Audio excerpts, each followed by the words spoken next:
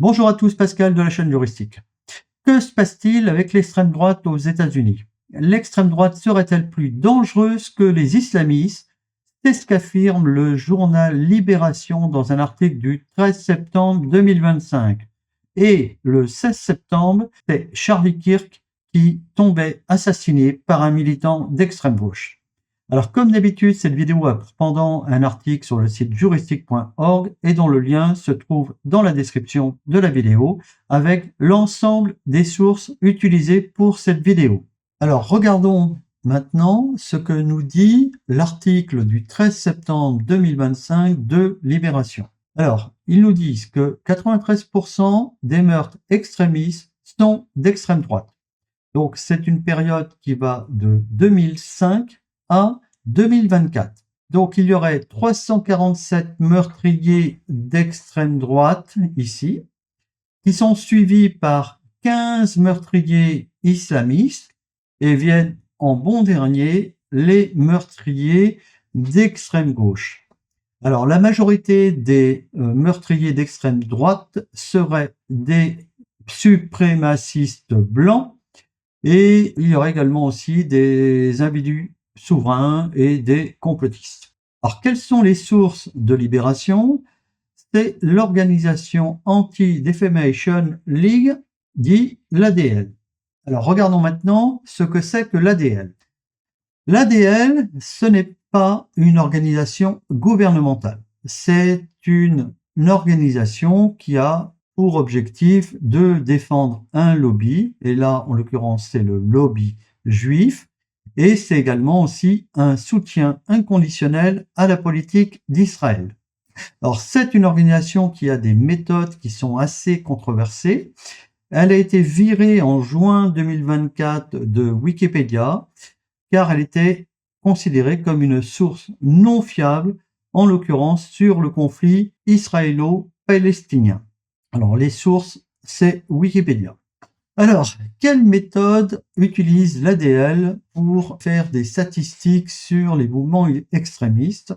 Déjà, il faut savoir qu'il n'existe pas de statistiques officielles sur les motivations des meurtriers, du moins des statistiques au niveau fédéral. Ensuite, l'ADL va interpréter les motivations de l'auteur de l'homicide en fonction de sa religion et en fonction de son idéologie. À noter que les mouvements qui sont complotistes, qui sont antigouvernementaux, qui sont individus souverains, sont aussi assimilés à des extrêmes droites, alors que selon moi, cela n'a rien à voir. Individu souverain, il n'a pas envie d'avoir d'interaction avec l'État, ça ne fait pas de lui quelqu'un de raciste, quelqu'un d'extrême droite.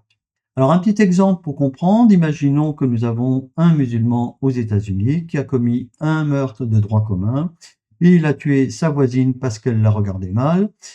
Et il sera donc assimilé à un attentat islamiste au nom de sa religion, alors que ça n'a peut-être aucun rapport, ce n'est peut-être lié absolument pas avec sa religion, et peut-être que cet individu avait tout simplement un problème psychiatrique. Alors, un point également que je voulais souligner dans l'article de Libération, c'est que dans la source de l'ADL, il est indiqué qu'il y a une baisse des homicides qui sont attribués à l'extrême droite par l'ADL.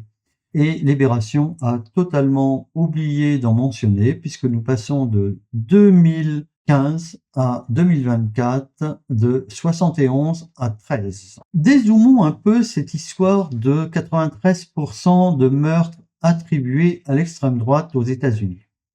Je rappelle que les chiffres qui sont indiqués par l'ADL, c'est 347 morts attribués à l'extrême droite de 2005 à 2024 aux États-Unis.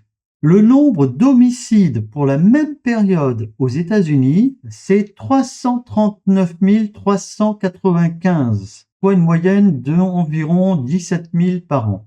Donc, les soi-disant homicides attribués à l'extrême droite représentent 0,10% des homicides aux États-Unis. C'est-à-dire, statistiquement, ce n'est pas significatif.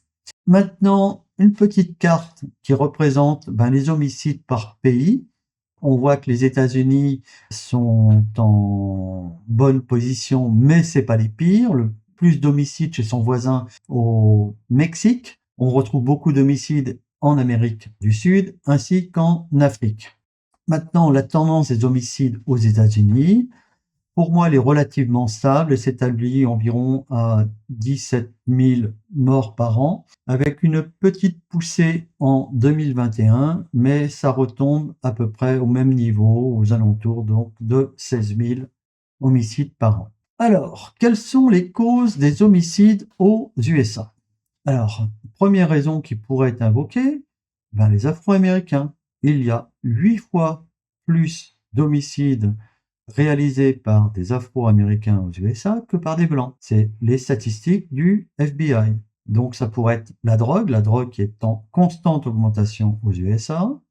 Les armes à feu, il y a plus d'armes à feu qu'aux États-Unis que de citoyens. Les gangs et également aussi la pauvreté. Toute personne qui est allée aux États-Unis récemment a pu constater le niveau de pauvreté aux États-Unis. Pire, c'est en Californie. Et là où il y en a moins, c'est au Texas ou en Floride. Et c'est la raison pour laquelle il y a des déplacements de population à l'intérieur des États-Unis qui se déplacent de Californie vers le Texas. Alors, que pensez-vous de la dangerosité de l'extrême droite aux USA? Dites-le moi en commentaire. Merci à tous et à très bientôt.